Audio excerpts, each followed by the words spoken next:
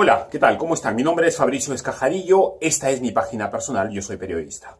La resurrección de Jesús, ¿verdad o mentira? Una mera leyenda inventada con el paso de los siglos por quienes algunos dicen manipularon la Biblia, o realmente un hecho histórico con evidencias sólidas para ser probado.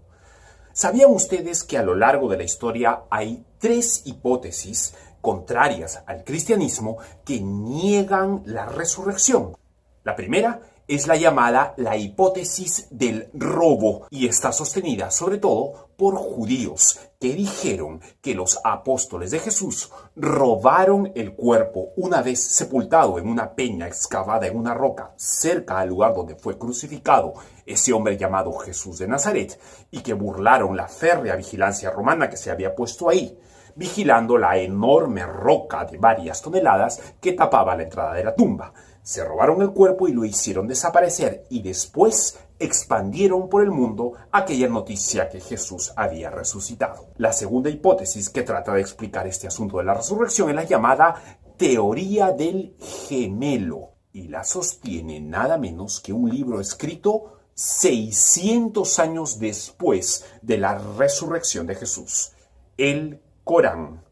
Este libro asegura que Jesús nació junto a un hermano gemelo y que en el momento en que iba a ser crucificado, entre ambos llegaron a un acuerdo, que para urdir esta farsa llamada resurrección, uno tenía que morir para que el otro 3 días después apareciese vivo diciendo que se había levantado de entre los muertos.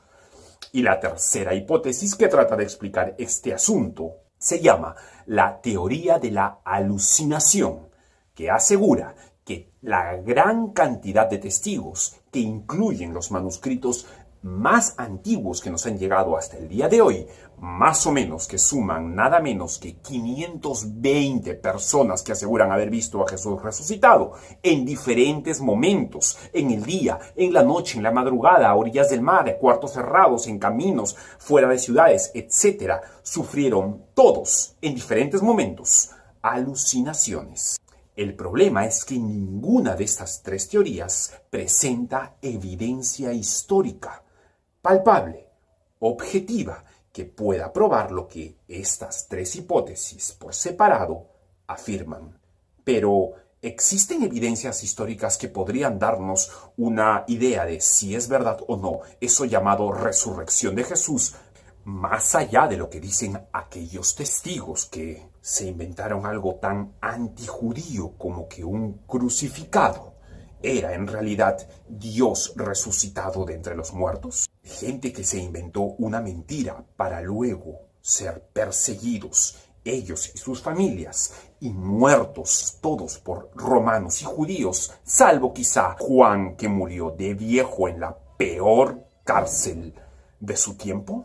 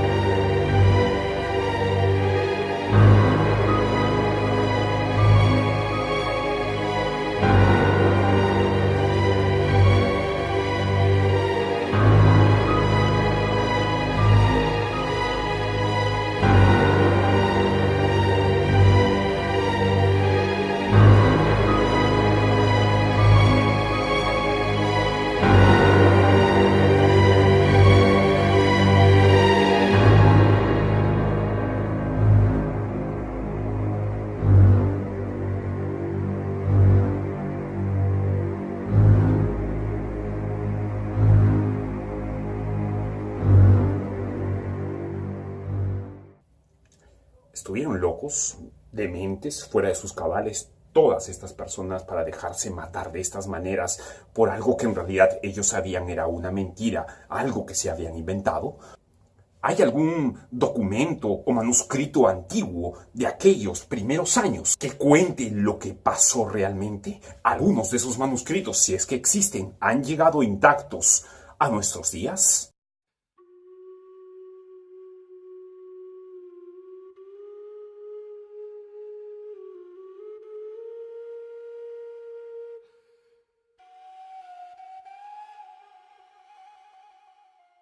En 1930 fue hallado este manuscrito.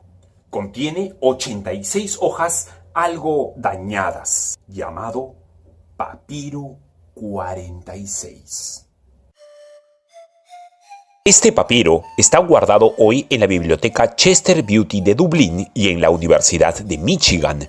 El documento contiene casi todas las cartas escritas por un hombre llamado Pablo de Tarso, y aunque hasta 1998 este hallazgo era datado entre el 150 y el 200 después de Cristo, hoy se cree que se trata del manuscrito más viejo del Nuevo Testamento, más viejo incluso que el famoso Papiro 52, que los expertos datan hacia el 120.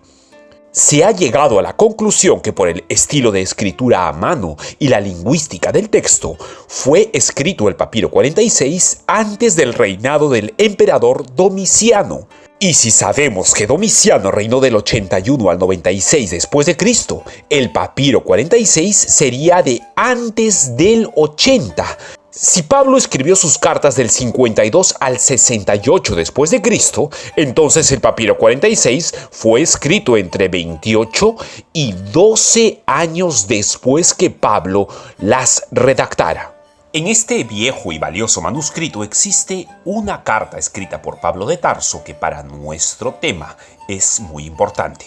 Es la primera carta que Pablo le escribe a la ciudad de Corinto, hacia el año más o menos entre 50 y 55 después de Cristo.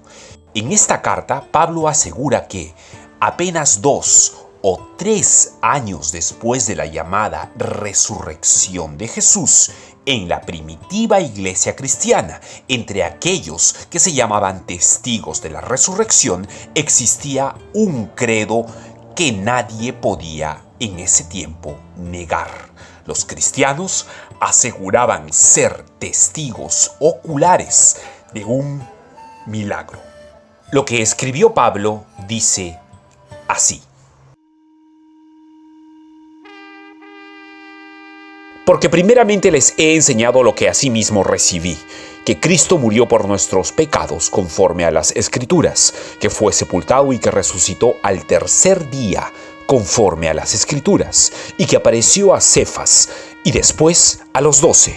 Después apareció a más de 500 hermanos a la vez, de los cuales muchos viven aún y otros ya duermen.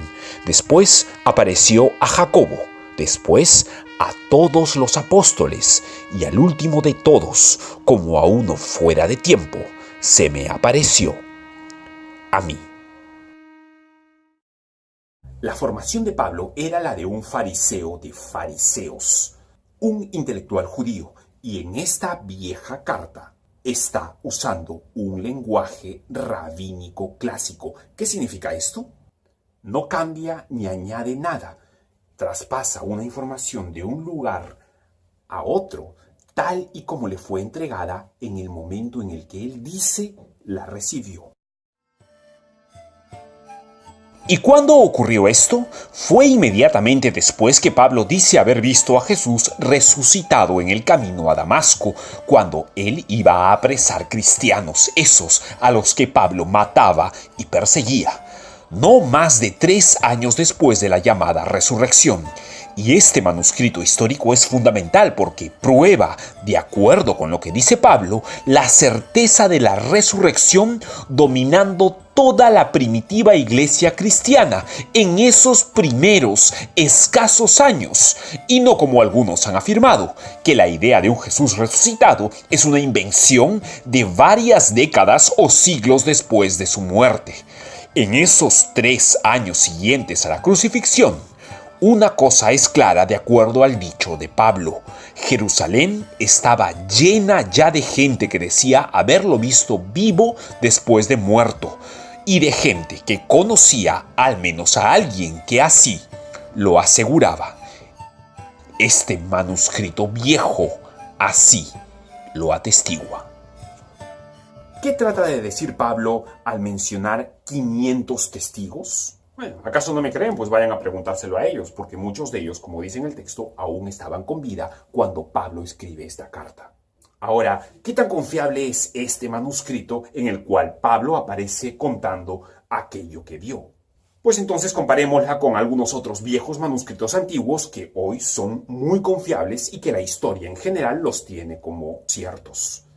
¿Sabían ustedes que la biografía más confiable de Alejandro Magno hoy en la actualidad es una escrita por 2 personas llamados Ariano y Plutarco? ¿Y cuándo la escribieron? Nada menos que 400 años después de la muerte de Alejandro Magno. Es la biografía más antigua que tenemos para probar la existencia de este exitoso emperador del cual nadie niega su existencia. Y aquí tenemos un texto escrito apenas 20 años después de lo que Pablo dice haber presenciado con sus ojos. Un enemigo de cristianos que, viviendo cómodamente, pasó a aceptar aquello que él mismo perseguía. De un momento a otro, el cazador se convirtió en cazado. ¿Qué pasó con Pablo para que tuviera un cambio tan drástico? ¿Qué pasó para que al final se hiciera matar por algo que él mismo decía era una verdad, que había visto con sus ojos a Jesús resucitado? Por supuesto, Pablo no es el único personaje de esa época que experimentó un cambio radical en su vida después de haber, dice, presenciado un milagro. Pero eso viene en la segunda parte de esta pequeña investigación que les estoy ofreciendo ahora. Lo de Pablo y lo del papiro 46 es solamente un detalle de algunas otras evidencias, digamos, históricas, no bíblicas, acerca de la resurrección de un hombre llamado Jesús de Nazaret.